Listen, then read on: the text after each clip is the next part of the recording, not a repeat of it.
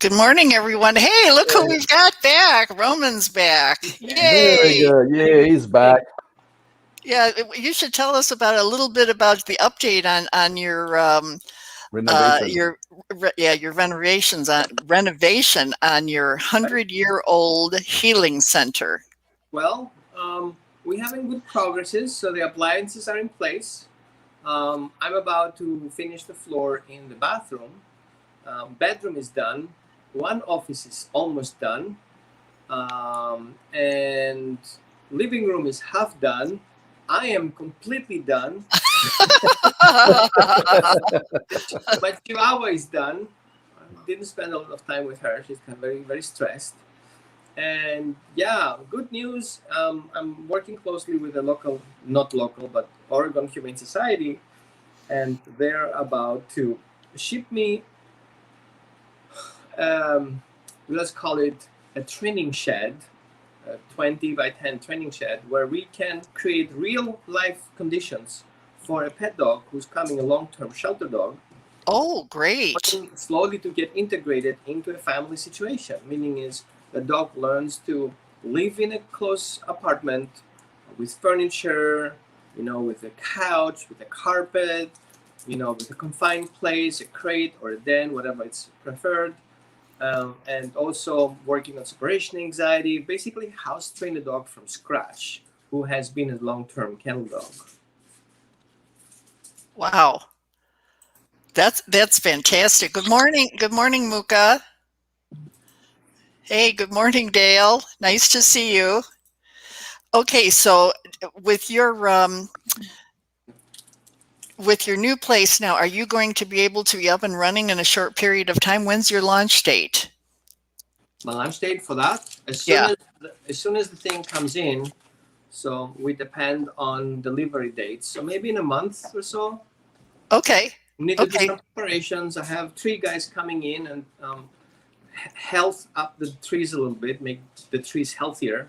We have some invasive species here in the property, so I'm going to get rid of them, secure the local species. We are totally organic and holistic, so we don't just cut trees to make room for us. We just spread ourselves around it. Right. Making sure we're not having any trees falling on our heads. And the other part that's very important also is that the location is really healing. Whoever came here, they felt like, wow, I kind of like feel better here, like trauma releases while you're working. Yeah. That's actually the whole purpose. And is that Misha? That's Misha. Hi, Misha. She's like, oh, I'm gonna see you guys. Yeah. And so the healing center purpose is also for people to come in and study. So people can come with their own dog who has trauma and start learning hands-on in the field with their own dog, and then take it back to the shelter or to a rescue that you guys work with. So professional will be able to come in and work one-on-one on a dog that they need to be adopted with severe issues, while instead of hiring a trainer and send the dog away from a trainer, they start learning to be independent and work on their own dogs. Oh, that's great. In-house. That's great. Yeah.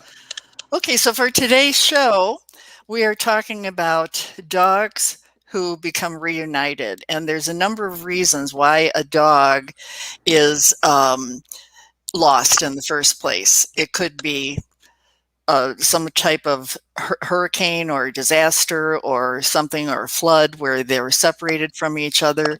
They may have been lost, or they may have been stolen. And then once they get reunited, what happens to the dog? But first we want to talk about and use Roman's expertise and do a little scenario about what happens if you do lose your dog. What do you do, especially now during times of COVID? This is a real big problem. And what we do know is that most people will go and call animal control.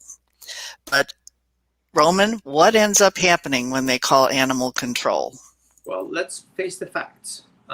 For my property, I ordered cabinets. They're supposed to be a month ago here, and everybody I ask for questions is, well, we're understaffed. We don't have enough stuff. Suppliers are late. Everything is late. Well, communities animal control, police officers, veterinarians, everybody's understaffed. And so volunteers are understaffed. So if you call the animal control, who's going to pick up the phone? There are priorities there. So dogs at that point are not a priority. And there are not enough people to process your request. There's nobody going out there looking for your dog because it has to get organized, and nobody has the staff available to get organized. So your call will just end up on a list of, calls, and you're going to wait for it until somebody has time to check it out. So of course it depends on the location and the urgency, but usually officers, as long as no person is in danger, they're not going out. That's right. And here's the other problem now. Gaetan, you had a scenario that you wanted to put together about what if. So My what's your scenario. I'm at a dog park, and there's no leash, and then there's maybe few dogs there, 5, 6, 7, 10, 12, maybe. It's a large park, and there are bushes and the trees, and there's tall grass, and I turn around and cannot find the dog. So what should I do? I was thinking to call animal control and say, "Did you see my dog?" No, he didn't show up in our department, sir. Yeah. So Yeah. I feel and you excuse me a second, and you also want to know, will your dog be listed like on a community website, on a shelter website? What really happens right now, especially during COVID? Well, I feel the first thing is going to happen. There's a agenda out there that says specific COVID restrictions. So there's no intake at the first place. And if there is an intake for some weird reason, then dogs are not on hold. So if it's a kill shelter, that dog is dead if it just growls at anyone, and if there are enough spaces. So if they don't have enough spaces, they just kill one dog after the other for keep the dog space to come in. I don't understand that concept, but anyway, this is how it works sometimes. And again, that's not a general condition, but it's most likely the case. Mm-hmm. Okay, there are non-kill shelters. They're very organized. Non-kill shelters and non-kill rescues who organize that internally, but the town doesn't have those financial backgrounds to, keep your dog as a hotel room because you were displaced from your house and the dog ran off, or the pet sitter lost your dog because you moved to another place. It's not going to happen. Right. So what happens? I'm sorry. Go ahead, Gaetan. Well, I was saying, okay, so I call animal control, nothing there. There's nothing I can do. I call the shelter then. What would be the... Who's going to pick up at the shelter? They open at 11 o'clock to feed their dogs, and then they close like at 3 o'clock because the dogs are done. So I call at noon. So let's pick up the phone. You're going to end up on an answering machine telling you, donations, and adoptions. Go to our website. Okay. And that's it. So I cannot go to animal control. I cannot go to the local shelter. So option C, put a poster on the light street. Well, you know what? Have you seen many people walking around in groups looking for your poster? Everybody was like in and out, trying to get over the rounds. It's already cold out there. Not people will walk. So what I see works best, and it's confirmed. It's not my idea. It's something that has been established over the years. The first and most effective way to start is find a picture of your dog's phone, the most latest one. A cute picture, something that like, oh my God, he's so cute. Because you're competing with other dogs that are searched for. And what you need is the community to help you. So the first thing you have to do is you have to start spreading the word as fast, as wide as possible. Social media. Social media, okay? Social media is the first ground to go. You get as many people as you can spreading the word. Then you use flyers. The flyers takes longer to print. You go to a Keepco, you can order them online and pick them up at the store, like drop off. Okay. And start spreading them and posting them in areas where people communicate, or commonly areas. Go to, not in the shopping center because nobody will look at the board at the shopping center, but at the pet food store you can put them in. All pet food stores are open, at least for pickup. So you can ask the people if you can put something on it. If somebody finds a dog the first thing they're going to do is they're going to try to get extra food for a second dog or a first dog. Right. And all these people go in and out on those at least once a week, or maybe once a month or twice a month. So there's a traffic there going on that's dog related. And the next thing you're going to do is also contact people who are, I call them influencers, cross posters. Personally message them and ask them if they can help you cross post your dog that is in search in your particular area. The number two, you have to contact people in person, as many as you can, and ask them to share with their communities, with their Facebook groups. You know, you cannot imagine how quickly a dog who's been stolen can travel through the country in a day. It can go over the state. The next thing I would do is call the veterinarian's offices and send them a fax or a text message or an email with a picture of your dog so they can post it at the waiting room, which usually nobody goes in because everybody has to wait outdoors. But at least the vet techs are aware of that. So if somebody comes in and checking the dog and doing a check, you know, the chip, of course, you should have adjusted the chip, right? With your new address, right? And your phone number being up to date. And don't send any fax numbers because nobody will call faxes anymore. And see if the dog shows up somewhere. So make sure, just because you have the tag on your dog doesn't mean it's up to date. You have to call the company and making sure they're up to date.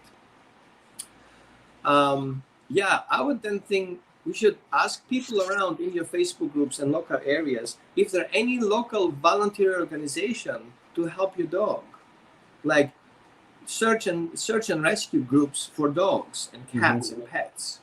They're organized. All they have to do is search on Facebook or social media your town and lost and found dogs. Usually we're going to pop up one or two websites or groups. Join those groups. Try to get in contact with the admin so you get quickly approved so you can share it. Okay. Now, whatever you post on the picture should have at least your phone number. Right. And don't hide your information anywhere else in the comments. It has to be visible because people just share it. They don't talk about it. They just share it. All you need to share it. So all the information, important information, location, dogs, description of the dog, okay, should have been in the main post, not in the comments. Okay. And keep updates. The more you update, the more people get notified of those updates. As soon as they post something on it or they share it, they get notifications as well. So you keep things shared. Then you have to make very clear that to instruct the people to not try to catch your dog. Many lost dogs are terrified and respond to the sight of strangers trying to get away from there. So instead of keeping the dog contained, the dog spreads more and more and further, eventually into a main street or a main artery. So have people take pictures. Tell them to take pictures of the dog they see. Don't chase them and just share the location of the picture. Sometimes the dog may look like, but it's not really the dog. Just because it's blonde doesn't mean it's that dog, right?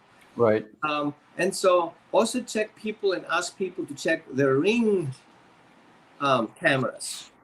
So usually Ring cameras would do is they reactivate it and record if any activity happens in the yard or in front of the door.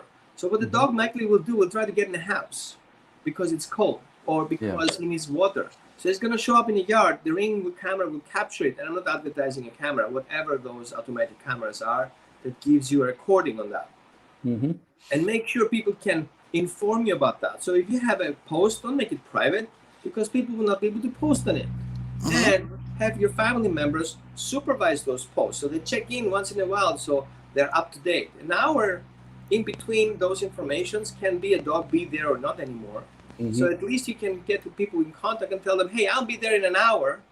Okay, do this and do that. Now, the next thing I would like you to do is definitely make sure that if you work with an organization, you should have set up traps. So you can go to any store, PetSmart. PetSmart. PetSmart on, the stores where you can get traps, live traps, big traps. Hunting, and you have to also be aware there is a live wildlife out there. So you don't just drop the traps and check in once a day. You have to check in the whole day, making sure that trap is not activated by another animal like a raccoon who tries to get the food out of there, or another animal that shouldn't be in there and actually closes the trap for your dog to get in. But these are things that usually professionals know about. I'm just giving you a heads up that reaching out to a local professional group is good. It's Right. helpful because they're freaking organized. They have like Okay. hundreds of people on call sharing the information like a Zwin, and these people are activated at the spot, driving out there in a specific location, set anything up, and by the end of the day, you eventually have your dog back. Okay. Now, So Right. I for know of a situation in Connecticut where the dog was lost. And he was like an old senior dog. He was lost for 6 weeks in the winter, like during the winter time.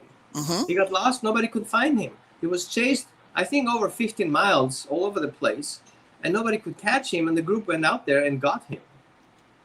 Okay, to remember right, it was a Connecticut dog. I don't remember the name right now, but I can put the group in the post. And you need to be aware of your local groups. So basically, Exactly. what you do is you go online and find local groups before even the event happens. Have a backup Right. list on your refrigerator, important numbers. Gaetan so wants to say something here. I could tell he's been Yeah. like, I want to say it. Okay, go so ahead. I'm a bad owner, that's for sure.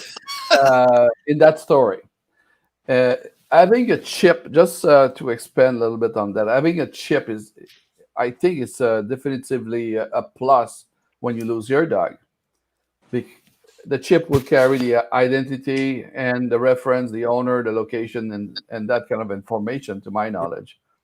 Yes, it definitely will. And what will happen is if you take the animal to a vet, which again during COVID is a problem, so you got to find somebody that has a scanner. I want to share what's happening here, which is a success story in Las Cruces. Here we have a shelter that let's say you call an ACO and they Mhm. say, I'm sorry, we're not going to be able to look for your dog and we won't take him in. You call the shelter, you don't have the shelter that is going to look for your dog either, or they're not going to post it. So what really happens? The people here are using Nextdoor, the app Nextdoor, and it has been phenomenal. We have a woman named Nancy who she's like the guru of Nextdoor. Anybody that finds an animal and it looks like it's lost, she will make sure that they get scanned. Mhm. And knowing that you can't bring it to a shelter, what do you do? So then the search goes out for fosters to find a foster until they find the owner. That's a great way to do it. Then the foster takes videos and takes pictures and posts that on social media. And lo and behold, what ends up happening is somehow the people on Nextdoor, Facebook, Twitter, the other social media channels, they cross connect with each other and say, "Hey, I saw that dog on Nextdoor or on Facebook. Let me find the link to it." And it's the social media, just like Roman was saying. It's them. It's the community. It's people that are in the area that are taking responsibility for these lost animals. That's a wonderful story. That's a great way to do it. That's my opinion, anyway. But I believe preventative work is the best remedy for not losing your dog.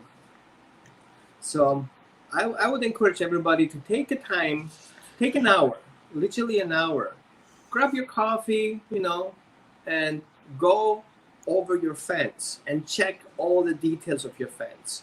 Is there anybody trying to dig underneath the fence, behind the bush? Are all the fence links correct or bended, or try somebody to enter or get out of there? Is any post roasted or broken or about to break off? Are all the gates automatically closing? Do the latches work? Right. That kind of stuff. And if your dog is kind of an escape artist, of course, there are some breeds who are more prone to get away from things, like Huskies, Great Pyrenees, guardian breeds. They need to get out, they will do it. So a 4-foot fence will not cut it. You have to do work. Right. If you don't have money for a fence, there are groups, local groups, that will help you set up a fence. If your fence is damaged and you don't have money to fix your fence because of COVID, because you lost your job and you don't have any money to build it, there are groups out there who will come in with a toolbox, like literally Right. toolbox, sample of screws, and fix your fence for free, or basically with a minimum cost. You don't need to hire a contractor for that.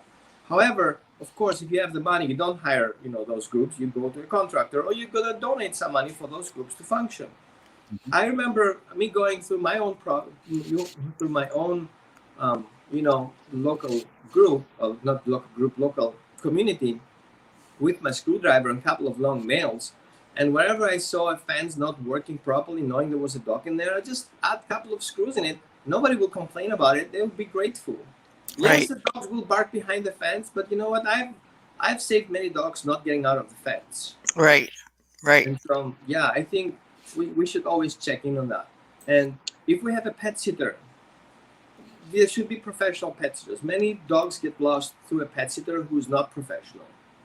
And yeah, doesn't know what to do. Yeah. Exactly. And some people just, in that difficult times, they just take any job possible, which could be also pet sitting, right? So, cheap can get very expensive. So I rather have people go professional about it, read reviews, making sure the professionals are vetted by other people, and there is a good reputation behind that. Worst case scenario, if you're not at home and you can keep your dog safe, you have to call somebody to take care of your dog. I mean, Yeah. some people are sick and cannot be Right. with the dog. So what they do is they open the door, let the dog out, and an hour and a half, the dog is gone. Nobody knows it for 1.5 hours. And that means in 1.5 hours, a dog can locally get down the street. Right. Or near the highway. And then that disaster, you don't want to know about that. Right. So the other thing that I think is important is offer a reward. And in many cases, you can offer a reward to the person, not only that found it, but if they say they don't want a reward, then say, who is it that you are supporting in terms of animal welfare, and make a donation to that animal welfare organization or shelter or rescue or whatever. That works great. But then there's the question about if somebody finds a dog, always the same thing. I found this dog. Here's the picture. I can't keep it. I don't want to bring it to the shelter because I know it's going to be euthanized. What am I going to do? Then nobody does anything. 2 hours later, 5 hours later, 2 days later, then the panic sets in. I can't keep this dog. I'm just going to let him loose, or I can't handle it. And it becomes the responsibility of somebody else. The person that found it feels nobody stepped up to help me, which is a problem in many communities. We need to be careful also that if you find a dog in many communities, there is an ordinance. You cannot own that dog if you found him loose. He has to go through the shelter system. Okay, you are basically stealing a dog if that dog that doesn't belong to you is at your house, and you haven't informed officially the authorities. So even if you find a dog, you have to file a claim of a dog lost, and you are in possession of that dog, even if nobody will call you back. But you have to do that. Right. You're legally responsible. If that dog gets out of the house and attacks somebody in your property, it's basically your fault because it's your property and your dog is in that property, meaning it's your problem. Right. So anyway, now what we're going to do is we wanted to show you what it's like for somebody that lost a dog and then thought for sure that this dog was gone. They'll never see him again.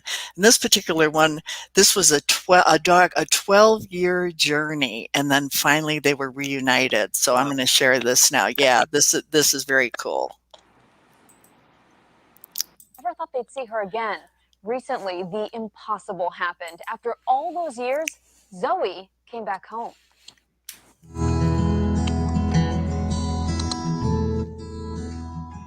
Zoe, the one-eyed black and white pit bull, was everything to the Smith family.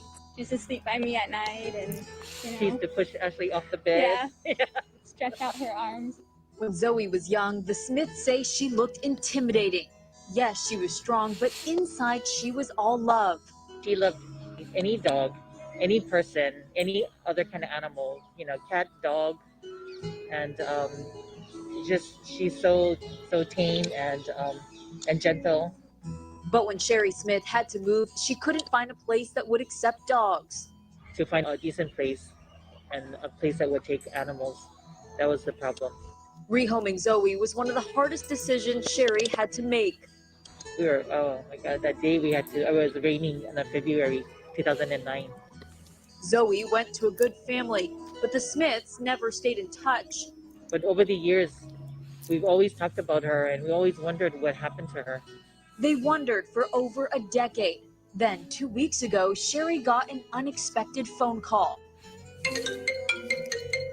So I was working, and suddenly my phone rang, and it said Humane Society, and right away I just had this feeling that it was about Zoe.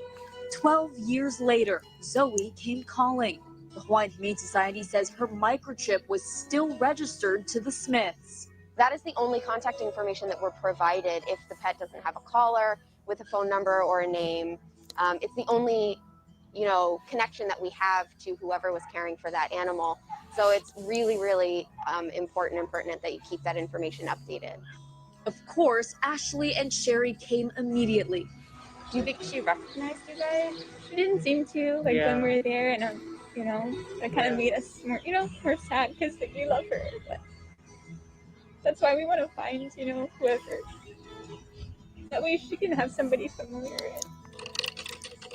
Ashley took to social media, wanting to find whoever was caring for Zoe.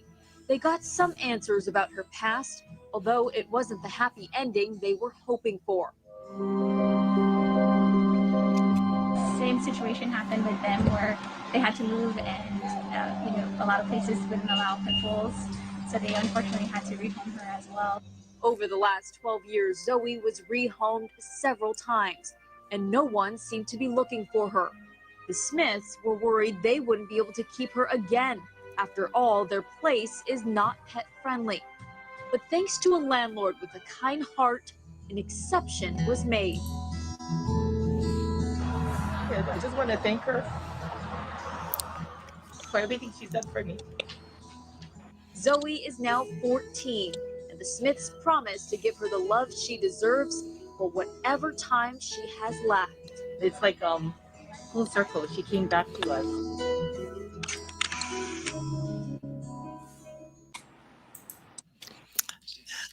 Isn't that great?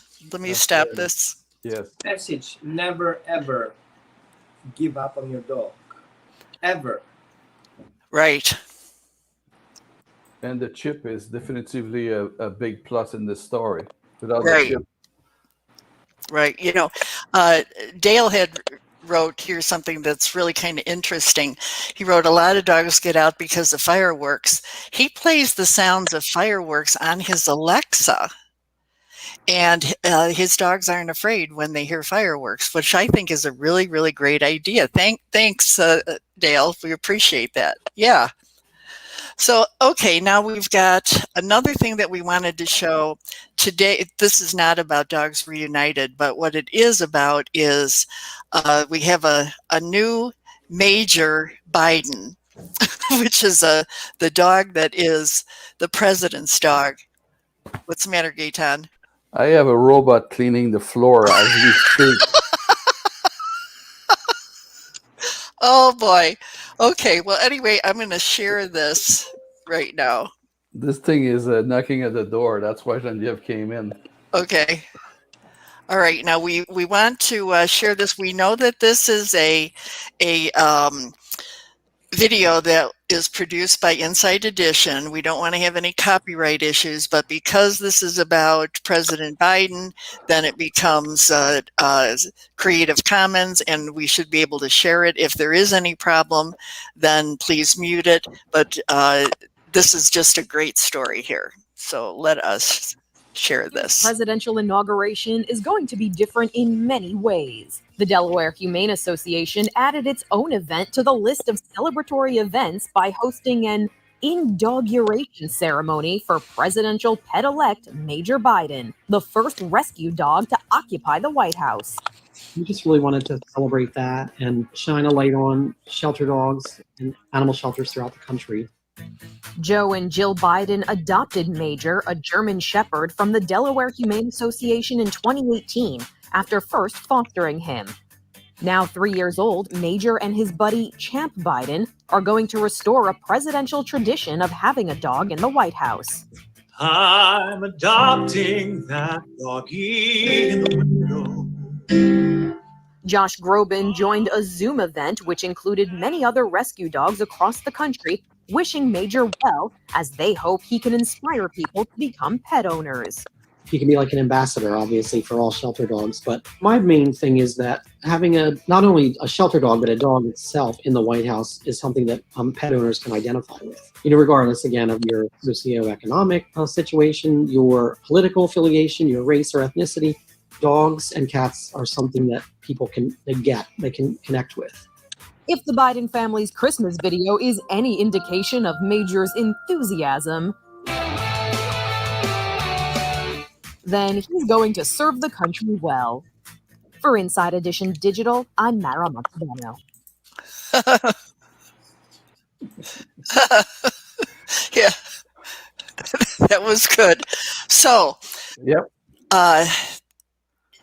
Now that we have a new president, we have a new dog, I think rescues, I think if I'm not mistaken, that they were able to raise quite a bit of money for shelter dogs because of Biden's shelter dog. So that's a great thing. All right, so I think that we want to close with just a real fun thing that Gaetan put together. Okay. Let's do that. If you say so. It's a video I did like a year ago.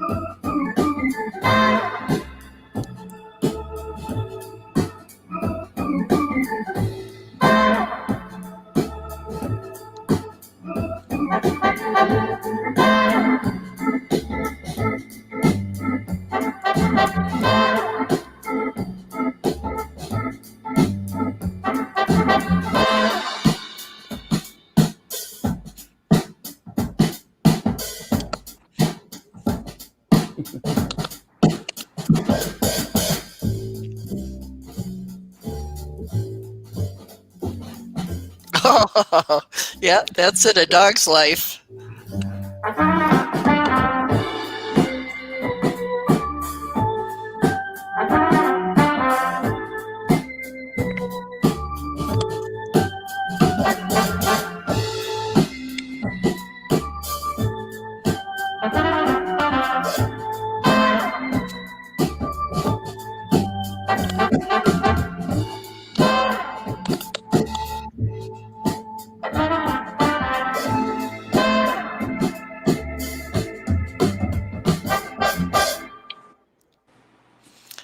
Very nice, Gaetan. Whoops, what happened to Roman? Whoops, I lost you there. Roman! Yeah. Oh. Okay, so now the end of our show is just this. Keep this vision in your mind. people that lose their animals, it breaks their heart. This is like losing a family member. They can't function. They can't do anything. They are just so lost that they're not even thinking straight during that time. So bringing an animal back to its owner is like giving somebody $1 million. So any last thoughts for everyone?